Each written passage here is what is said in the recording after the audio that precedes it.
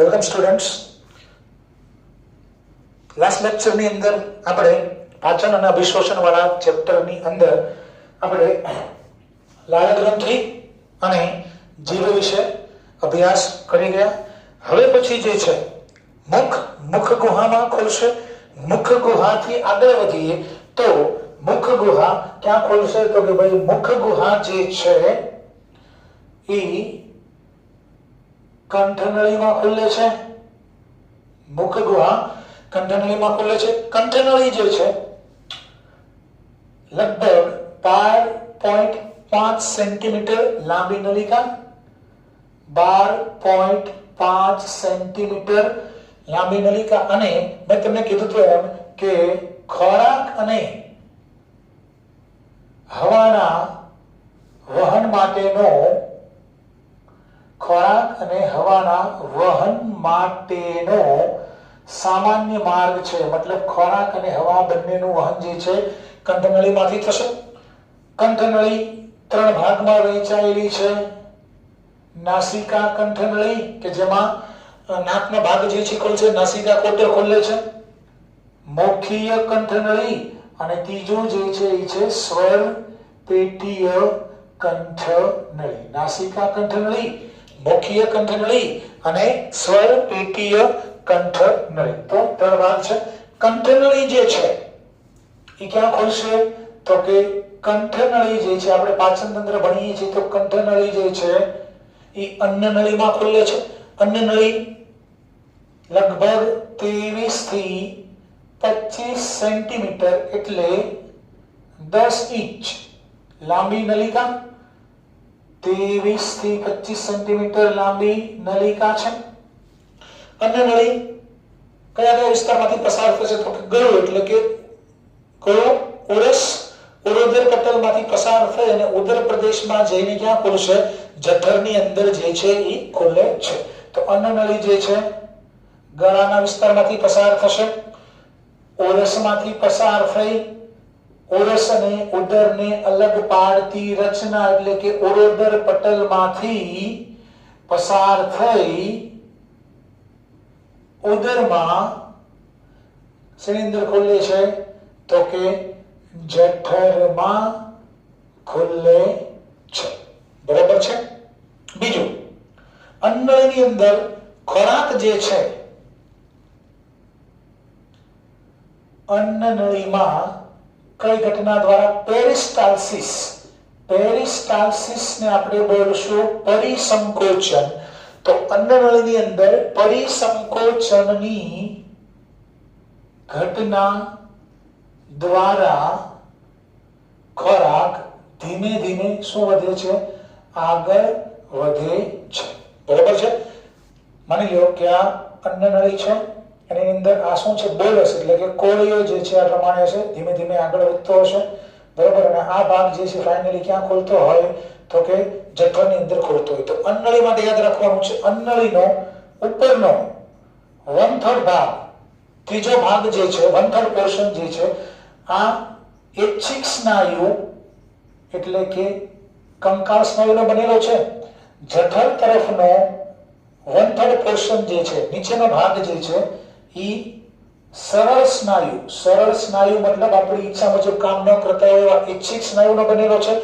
અને વચ્ચેનો જે 1/3 પોર્શન જે છે એમાં તમને બંને પ્રકારના સ્નાયુ જોવા મળશે, કંકાલ પ્લસ સરળ. બરાબર. તો ઉપરનો 1/3 પોર્શન કંકાલ સ્નાયુ નો બનેલો છે, નીચેનો 1/3 પોર્શન જઠર તરફનો સરળ સ્નાયુનો બનેલો છે અને વચ્ચેનો 1/3 ભાગ જે છે એ કંકાલ અને સરળ બંને પ્રકારના સ્નાયુનો બનેલો છે. અને આ જે છે શું છે? તો કે ખોરાકના લીધે બનેલ કોળિયો એટલે કે બોલસ. આ બોલસ જે છે પેરિસ્ટાલ્સિસની ઘટના દ્વારા, પરિસંકોચનની ઘટના દ્વારા અન્નનળીમાં આગળ વધીને ફાઇનલી ક્યાં દાખલ થશે? જઠરમાં દાખલ જે છે એ થશે. હવે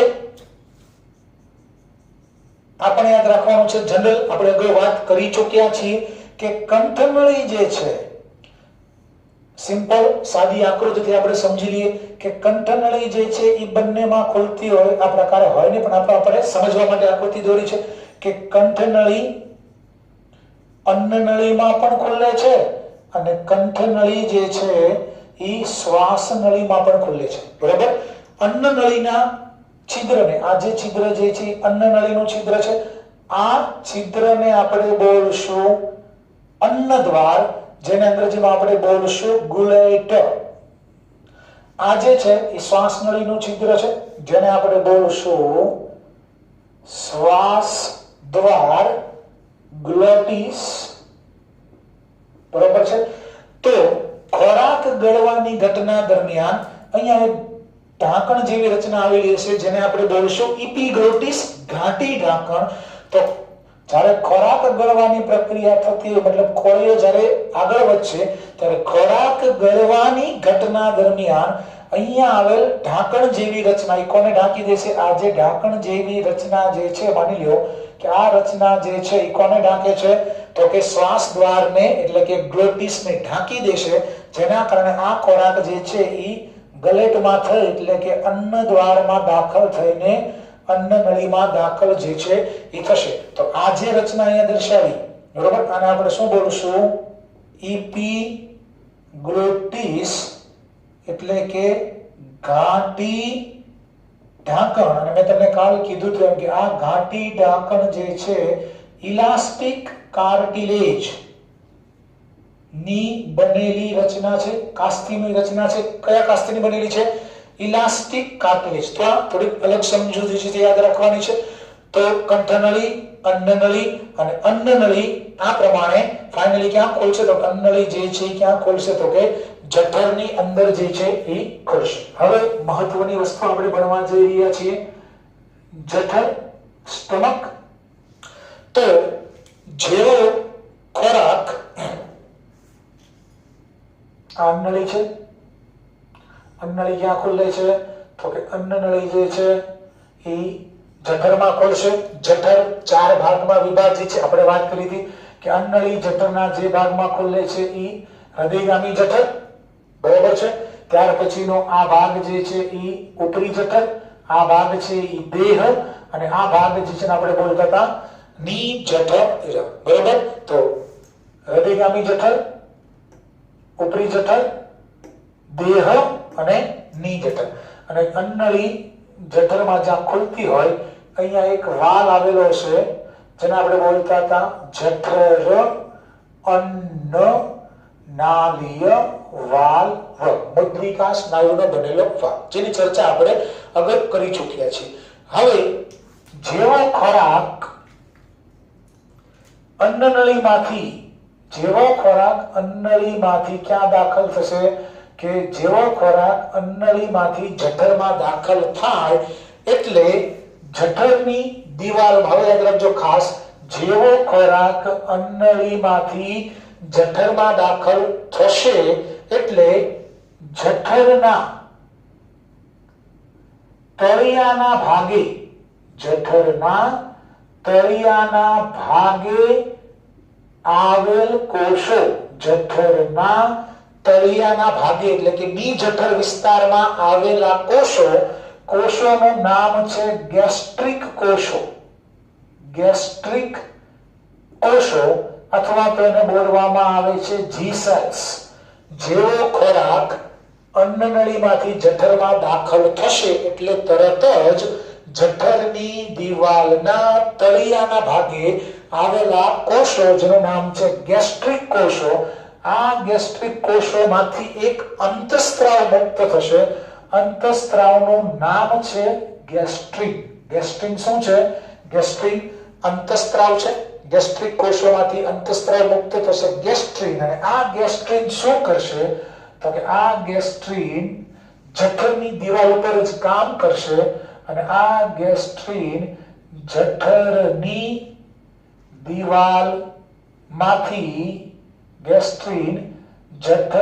દિવાલમાંથી જઠર રસનો શું કરાવે છે?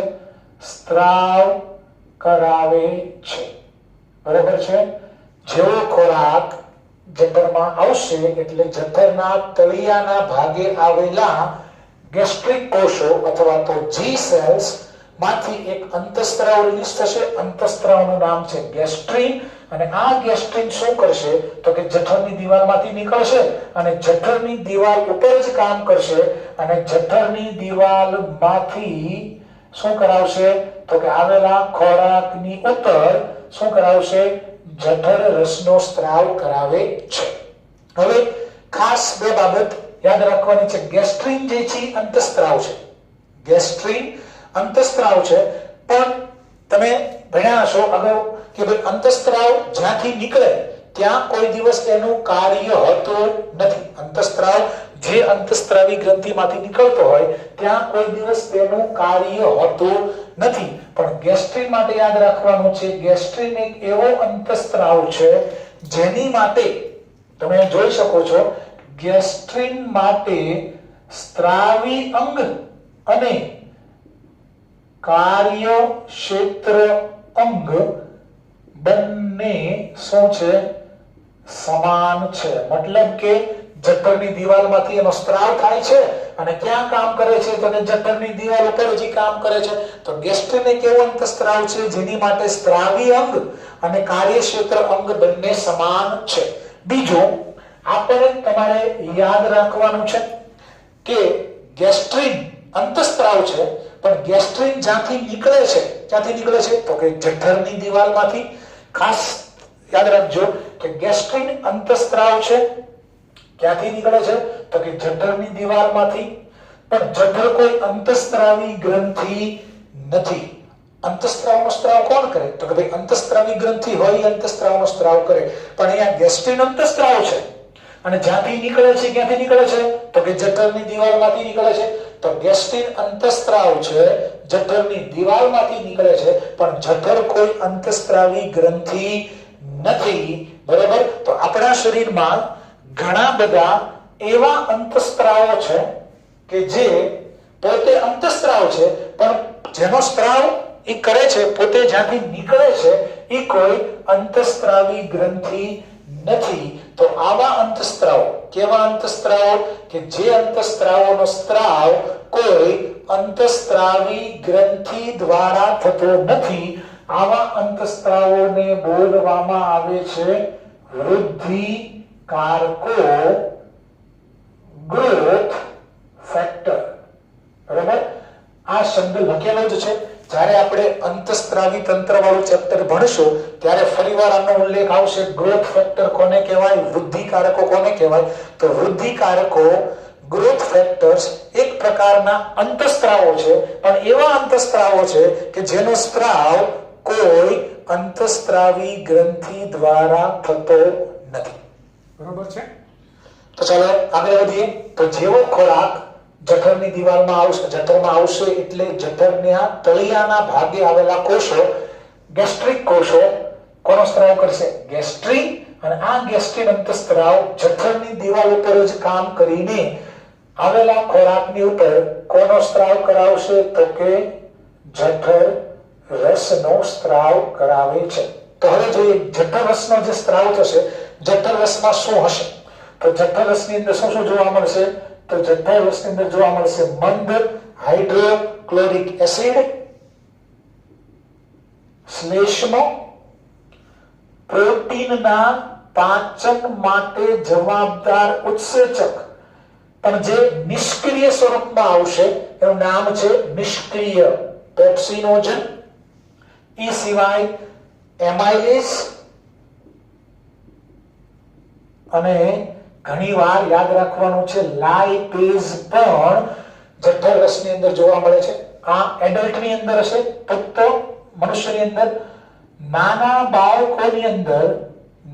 બાળકોની અંદર આની સાથોસાથ એક અન્ય ઉત્સેચક પણ જોવા મળશે જે પણ નિષ્ક્રિય સ્વરૂપમાં આવશે, જેનું નામ છે પ્રોરેનિન. તો જઠર રસની અંદર આટલી વસ્તુ હશે.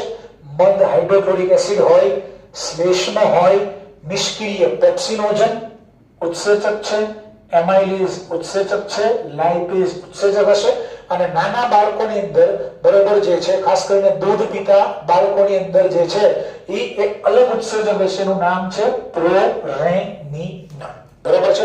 તો આ બધા જે છે HCl હોય, શ્લેષ્મ હોય, પેપ્સિનોજન હોય, એમાઇલેઝ હોય, લાઇપેઝ હોય કે પ્રોરેનિન હોય, આ બધા જ નો સ્ત્રાવ જઠરની દિવાલમાંથી થાય છે.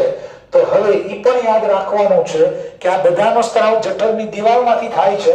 તો જઠરની દિવાલમાં આવેલા કયા પ્રકારના કોષો પેપ્સિનોજન નો સ્ત્રાવ કરે છે, કયા પ્રકારના કોષો HCl નો સ્ત્રાવ કરે છે?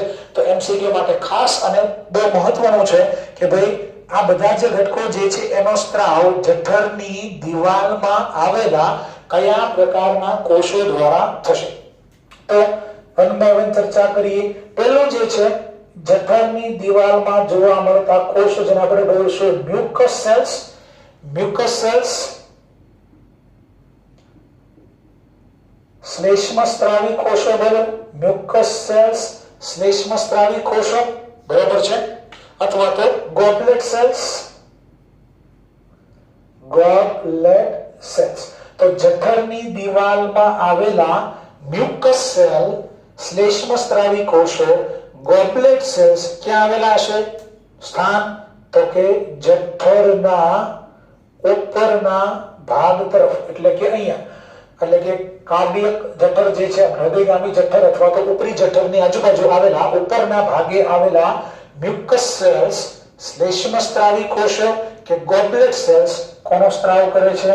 તો કે જઠર રસમાં રહેલા શ્લેષ્મનો સ્ત્રાવ કરે છે.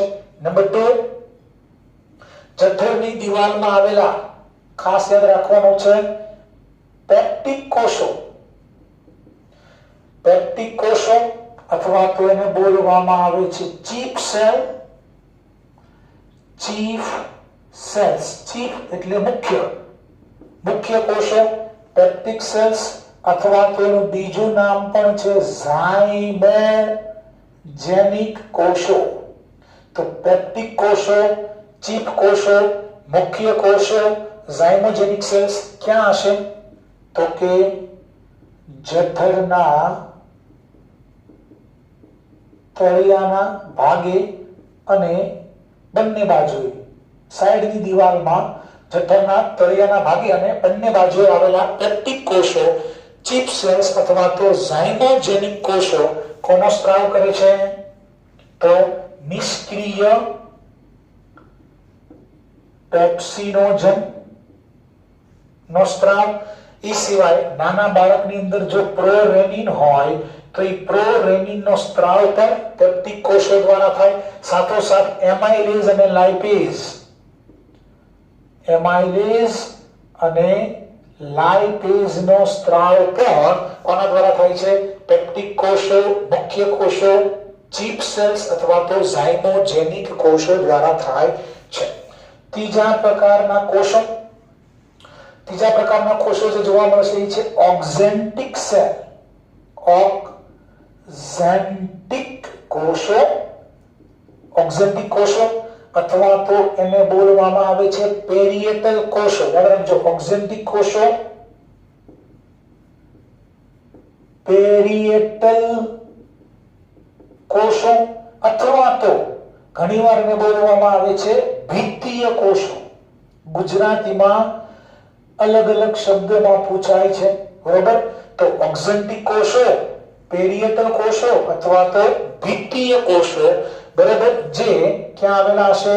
તો કે જઠરની સાઈડ દિવાલમાં બંને બાજુની દિવાલમાં આવેલા ઓક્ઝેન્ટિક કોષો, પેરિયેટલ કોષો કે ભિત્તીય કોષો કોનો સ્ત્રાવ કરે છે?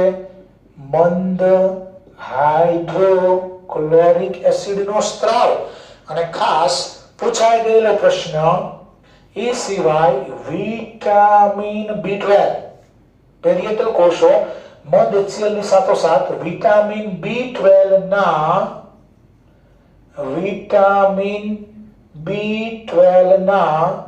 અભિશોષણ માટે જવાબદાર આંતરિક કારક, જેને અંગ્રેજીમાં આપણે બોલશું ઇન્ટ્રિન્સિક ફેક્ટર અથવા તો એનું બીજું નામ છે કેસલ ઇન્ટ્રિન્સિક ફેક્ટર. CASTLE, કેસલ ઇન્ટ્રિન્સિક ફેક્ટરનો શું કરે છે? સ્ત્રાવ કરે છે. ખાસ યાદ રાખજો, ઓક્ઝેન્ટિક કોષો, પેરિએટલ કોષો, ભિત્તીય કોષો, મધ HCl અને એની સાથોસાથ વિટામિન B12 ના અભિશોષણ માટે જવાબદાર ઇન્ટ્રિન્સિક ફેક્ટર, આંતરિક કારક, અને બીજું નામ છે કેસેલ ઇન્ટ્રિન્સિક ફેક્ટર નો શું કરે છે? સ્ત્રાવ કરે છે. હવે આના રિલેટેડ એક MCQ નીટમાં પૂછાણો હતો કે ભાઈ પ્રશ્ન એવો હતો કે નીચેનામાંથી જઠરની દિવાલમાં આવેલા કયા કોષો રક્ત નિર્માણની પ્રક્રિયામાં, યાદ રાખજો, રક્ત નિર્માણની પ્રક્રિયા માટે જરૂરી છે, મહત્વના છે, RBC પ્રોડક્શન. કયા કોષો રક્ત નિર્માણની પ્રક્રિયા માટે જરૂરી છે? તો આનો જવાબ શું થશે? તો યાદ રાખવાનું છે રક્ત નિર્માણની પ્રક્રિયા માટે. શેની માટે? રક્ત નિર્માણ, RBC પ્રોડક્શન. તો રક્ત નિર્માણની ક્રિયા માટે કોણ જરૂરી છે? તો રક્ત નિર્માણની પ્રક્રિયા માટે કોણ જરૂરી છે? Vitamin B12. અને વિટામિન B12 ના અભિશોષણ માટે કોણ જરૂરી છે? તો કે ઓક્ઝેન્ટિક કોષો. એટલે તમારે અલગથી નોટ ડાઉન કરીને લખો તો લખી શકો છો કે રક્ત નિર્માણની પ્રક્રિયા માટે RBC પ્રોડક્શન માટે કોની જરૂર છે? વિટામિન B12 ની જરૂરિયાત છે.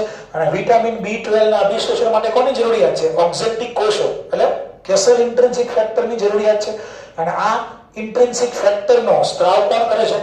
ઓક્ઝેન્ટિક કોષો. તો પ્રશ્ન એવો પૂછાણો હતો કે રક્ત નિર્માણની પ્રક્રિયા માટે RBC ના નિર્માણ માટે જરૂરી કોષો કયા? તો જવાબ કેવી રીતે આવશે? તો કે રક્ત નિર્માણની પ્રક્રિયા માટે વિટામિન B12 જોઈએ, અને વિટામિન B12 ના અભિશોષણ માટે આ ફેક્ટર જોઈએ, અને આ ફેક્ટરનો સ્ત્રાવ કોના દ્વારા થાય છે? ઓક્ઝેન્ટિક કોષો દ્વારા થાય છે. બરાબર? ખબર પડી ગઈ હશે બધાને. આગળ વધીએ. ત્રણ પ્રકારના કોષોની વાત કરી: મ્યુકસ સેલ્સ, પેપ્ટિક સેલ્સ, ઓક્ઝેન્ટિક કોષો. એ સિવાય ચોથા પ્રકારના કોષો જે જઠરની દિવાલમાં આવેલા હશે એ છે D cells. D cells, capital D cells. અને આ કેપિટલ ડી કોષો જે છે એ સોમેટોસ્ટેટિન નો સ્ત્રાવ કરે છે. કોનો સ્ત્રાવ કરે છે? સોમેટોસ્ટેટિન. અને આ સોમેટોસ્ટેટિન નું કામ શું છે? તો આ સોમેટોસ્ટેટિન જે છે એ જઠર રસના સ્ત્રાવને અવરોધે છે. જઠર રસના સ્ત્રાવને અવરોધે છે. પાંચમા પ્રકારના કોષો જે જઠરની દિવાલમાં આવેલા છે એ છે ECL cell. Capital ECL cells. એનો ફૂલ ફોર્મ છે enterochromaffin like cells. Enterochromaffin like cells. Enterochromaffin like cells. અને આ જે કોષો જે છે ECL સેલ જે છે એ કોનો સ્ત્રાવ કરે છે? તો એ જે છે હિસ્ટેમાઇન નો સ્ત્રાવ કરે છે. હિસ્ટેમાઇન. અને આનું કામ જે છે એ સોમેટોસ્ટેટિન કરતા વિપરીત છે. એ જઠર રસના વધુ સ્ત્રાવને પ્રેરે છે. જો કે આ બે વસ્તુ જે છે એ આઉટ ઓફ NCERT ની છે, પણ કદાચ પરીક્ષામાં પૂછાઈ શકે, એટલે આ બે વસ્તુ પણ આપણે યાદ રાખવાની છે. તો આજના લેક્ચરમાં આપણે જે ભણ્યા થોડુંક આપણે રિવિઝન કરી લઈએ ફટાફટ. કે ગયા લેક્ચરની અંદર આપણે લાળ ગ્રંથિ અને જીભ વિશે ભણ્યા, મતલબ મુખ ગુહાની વાત આપણે પૂરી કરી હતી. તો આજે આપણે શરૂઆત કરી મુખ ગુહાથી. કંઠનળી. તો કંઠનળી 12.5 સેન્ટીમીટર લાંબી નલિકા, હવા ખોરાક માટેનો સામાન્ય માર્ગ. 3 પ્રકાર અન્નળીમાં ખોલશે. અન્નળી 25 સેન્ટીમીટર લાંબી નલિકા ઓરસમાંથી પસાર થશે, ઉરેટર પટલમાંથી પસાર થઈને ઉદરમાં જઈને જઠરમાં ખોલશે. ઉપરનો ત્રીજો ભાગ જે છે કંકાળ સ્નાયુ છે, નીચેનો ત્રીજો ભાગ જે છે સરળ સ્નાયુ છે, અને વચ્ચેનો ભાગ જે છે એમાં બંને પ્રકારના સ્નાયુ તમને જોવા મળશે. અને પરિસંકોચનની ઘટના દ્વારા ખોરાક જે છે અન્નળીમાં આગળ વધશે. આ એક મહત્વનું છે કે કંઠનળી અન્નળીમાં પણ ખુલે, કંઠનળી શ્વાસનળીમાં પણ ખુલે. અન્નળીના છિદ્રને આપણે બોલશું અન્નદ્વાર એટલે કે ગુલેટ. શ્વાસનળીના છિદ્રને આપણે બોલશું શ્વાસ દ્વાર એટલે કે ગ્લુટિસ. તો ખોરાક અગળવાની ઘટના દરમિયાન શું થશે? તો કે ખોરાક અગળવાની ઘટના દરમિયાન અહીંયા આવેલ ઘાટી ઢાંકણ એટલે કે ઇપિગ્લોટિસ એ કોને ઢાંકી દેશે? શ્વાસ દ્વાર એટલે કે ગ્લોટિસ ને ઢાંકી દેશે, બરાબર. એટલે ખોરાક જે છે એ કંઠનળીમાંથી થઈને અન્ન દ્વારમાં થઈને અન્નનળીમાં જશે. અને આ ઘાટી ઢાંકણ શેનું બનેલું છે? ઇલાસ્ટિક કાર્ટિલેજ કાસ્થિમય રચનાનું બનેલું છે. આવી જાવ જઠરમાં. જઠર તો અન્નનળી જઠરમાં ખુલશે. જઠર 4 ભાગમાં વિભાજિત છે, આપણે ભણી ચૂક્યા છે. જેવો ખોરાક અન્નનળીમાંથી જઠરમાં દાખલ થશે એટલે જઠરની દિવાલના તળિયાના ભાગે આવેલા કોષો, કયા કોષો? ગેસ્ટ્રિક કોષો અથવા તો જી સેલમાંથી અંતસ્ત્રાવ નીકળશે, ગેસ્ટ્રીન. અને આ ગેસ્ટ્રીન અંતસ્ત્રાવ જઠરની દિવાલમાંથી આવેલા ખોરાકની ઉપર જઠર રસનો સ્ત્રાવ જે છે કરાવશે. હવે ગેસ્ટ્રીન માટે બે વસ્તુ મેં તમને યાદ રાખવાની કીધી. ગેસ્ટ્રીન પોતે અંતસ્ત્રાવ છે, પણ એવો અંતસ્ત્રાવ છે જેની માટે સ્ત્રાવી અંગ જઠરની દિવાલ, કામ કરવાનો અંગ જઠરની દિવાલ. તો સ્ત્રાવી અંગ અને કાર્યક્ષેત્ર અંગ બંને સમાન છે. અને ગેસ્ટ્રીન એક એવો અંતસ્ત્રાવ છે કે જેનો સ્ત્રાવ કોઈ અંતસ્ત્રાવી ગ્રંથિ દ્વારા થતો નથી, માટે આપણે બોલશું ગ્રોથ ફેક્ટર, વૃદ્ધિકારક. હવે જઠરરસનો સ્ત્રાવ થશે. જઠરરસમાં શું હશે? HCl શ્લેષ્મ, નિષ્ક્રિય પેપ્સિનોજન, એમાઇલેઝ, લાઇપેઝ. અને નાના બાળકોના જઠરરસની અંદર તમને દૂધના પાચન માટે પ્રોરેનિન પણ જોવા મળશે. બરાબર. તો આ બધાનો સ્ત્રાવ જઠરની દિવાલમાંથી થશે. તો જઠરની દિવાલમાં આવેલા કયા કયા કોષો કોનો સ્ત્રાવ કરશે? તો મ્યુકસ સેલ્સ, શ્લેષ્મ સ્ત્રાવી કોષો, ગોબલેટ સેલ્સ પરના ભાગે આવેલા શ્લેષ્મનો સ્ત્રાવ, પેપ્ટિક કોષો, મુખ્ય કોષો, ઝાયમોજેનિક કોષો તળિયાના ભાગે પ્લસ સાઈડમાં આવેલા હશે. એ નિષ્ક્રિય પેપ્સિનોજન, પ્રોરેનિન, એમાઇલેઝ અને લાઇપેઝનો સ્ત્રાવ કરશે. ઓક્ઝેન્ટિક કોષો, પેરિએટલ કોષો કે ભીતીય કોષો જઠરની સાઈડની દિવાલમાં આવેલા, મધ HCl નો સ્ત્રાવ. અને સાથોસાથ વિટામિન B12 જેના શું બોલીએ આપણે? સાયનોકોબાલેમાઇન. યાદ રાખજો, વિટામિન B12 સાયનોકોબાલેમાઇન. તો વિટામિન B12 ના અભિશોષણ માટે જવાબદાર એક કારક, આંતરિક કારક, જેનું બીજું નામ છે કેસલ ઇન્ટ્રિન્સિક ફેક્ટર નો સ્ત્રાવ ઓક્ઝેન્ટિક કોષો દ્વારા થશે. આના રિલેટેડ એક પૂછાઈ ગયેલો MCQ કે ભાઈ રક્ત નિર્માણની પ્રક્રિયા માટે, આરબીસી ના નિર્માણની પ્રક્રિયા માટે કયા કોષો જરૂરી છે? તો જવાબ આવતો તો એમાં ઓક્ઝેન્ટિક કોષો. કેવી રીતે? તો કે રક્ત નિર્માણ માટે વિટામિન B12 ની જરૂર છે. વિટામિન B12 ના અભિશોષણ માટે આ આંતરિક કારકની જરૂરિયાત છે. અને આ આંતરિક કારકનો સ્ત્રાવ ઓક્ઝેન્ટિક કોષો દ્વારા થાય છે. છેલ્લું બે આઉટર બંસિયાતીનો કે જઠરની દિવાલમાં આવેલા ડી સેલ સોમેટોસ્ટેટિનનો સ્ત્રાવ કરશે, જે જઠરરસના સ્ત્રાવને અટકાવવાનું કામ કરે છે. અને ECL સેલ એન્ટેરો ક્રોમાફિન લાઇક સેલ્સ હિસ્ટામાઇનનો સ્ત્રાવ કરશે, જે જઠરરસના વધુ સ્ત્રાવની પ્રક્રિયાને પ્રેરશે. બરાબર.